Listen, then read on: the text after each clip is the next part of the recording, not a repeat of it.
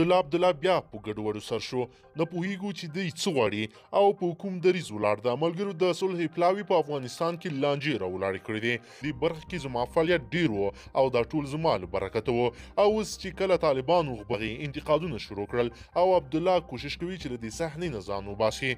عبدالله چې کوم طرف ته تله درنه شي همغه طرف ته بیا منډه کوي. راځئ چې غني ته یې څه ویلې او د غني غبرګون څه ده په دې باره کې. قدرمنو لیدونکو السلام علیکم، وخت مو په خیر.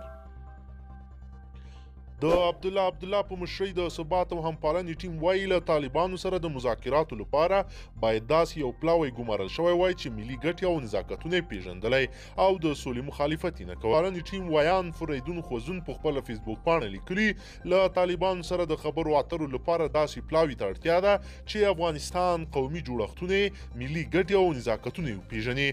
سیاست د علم پر ځای تر ډیره تجربې ته اړتیا لري او پلاوي باید پر افغانستان سربیره د سیمې له هیوادونو او سیاستونو یې هم خبر وي. د فریدون په خبره طالبانو له معصوم ستانکزي سره ناسته رد کړې ده. نو غوره به وای چې په دې ټیم کې عمر زاخیلوال او حاجي دین محمد غوندې کسان شامل. په سولې پسې ملنګ سپینګیری، حاجي دین محمد، ډاکټر عمر زاخیلوال او امیر محمد اخونزاده هم شامل وای. حتی د دې پلاوي مشري باید ډاکټر عمر زاخیلوال کړی وای چې له ډیر وخت راهیسې ټول تمرکز په سولې دی او له طالبانو سره مشترکه ژبه هم پیدا کړې ده. فریدون زیاته کړې په پلاوي کې باید دغسې شخصیتونه ځای پر ځای او هم شموله څو ټولو ته قابل د قبول او مذاکرات پایل ته ورسیږي. د سولې مخالفان په پلاوي کې راوستل دا فرصت ضایع کوي.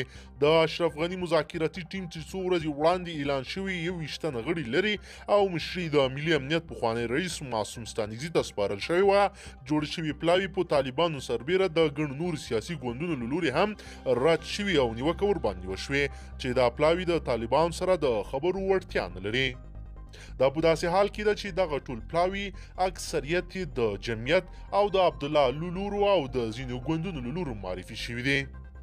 قدرمنو لیدونکو خپل نظرونه مو راسره حتما شریک کړئ. که چیرې غواړئ چې ورته تازه او مهمو پیښو څخه ځان ډېر ژر او په لنډو کې خبر کړئ زموږ چینل د سره سبسکرایب کړئ او ویډیو د سره حتما لایک کړئ. تر بل ویډیو مو په لوی رب سپارمه.